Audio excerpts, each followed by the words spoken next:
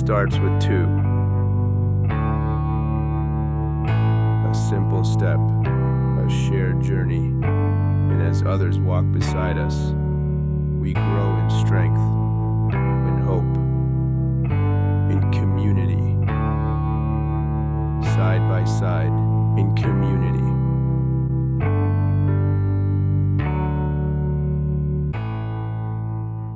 Greetings, friends, and welcome back to Side by Side in Community. I'm Pastor TJ McCabe, and this month we're exploring how God calls us. Sometimes in quiet ways, sometimes in bold ways, and often right where we are. Last week we reflected on the question that God asked to Moses, "What is that in your hand?" And this week, we turn to a different kind of question. Not about what we have, but a question that is about timing and about our placement. And it comes from a story of Esther.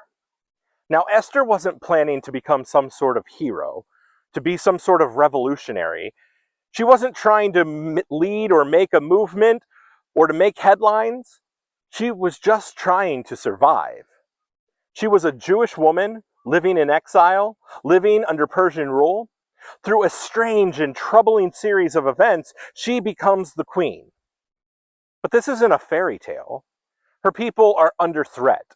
A law has gone out that will destroy them, and Esther is the only one that's close enough to the king to do anything about it.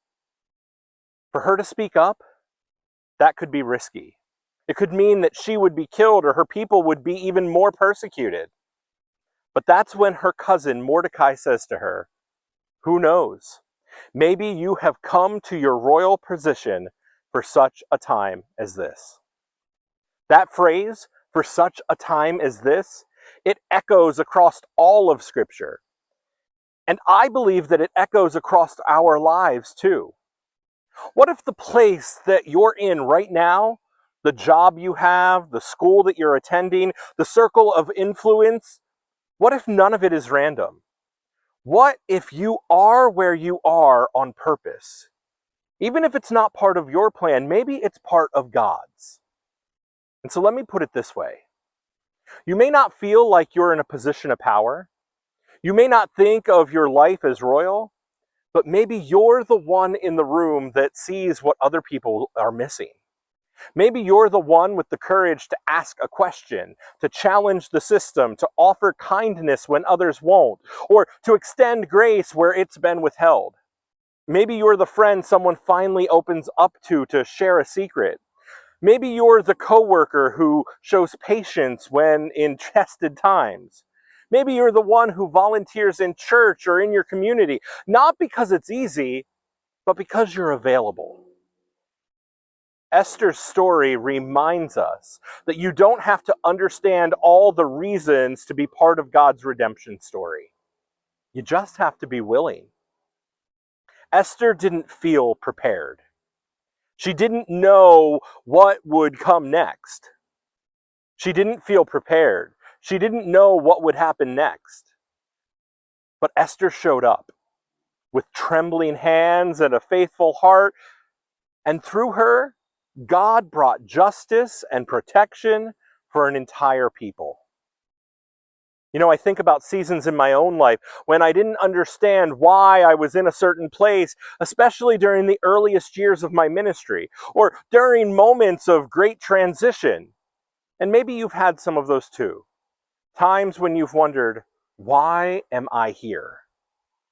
What difference does it make? Is anyone even noticing what I'm doing? But what if, like Esther, the moment that you're in is not just another week on the calendar? What if it's the one that you were made for? So this week, I invite you to pray a brave prayer. God, show me why I'm here for such a time as this.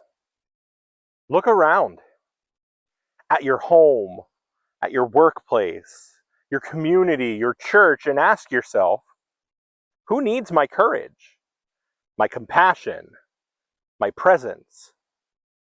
You may never know the full impact of your yes. but someone else's freedom might depend on your faithfulness.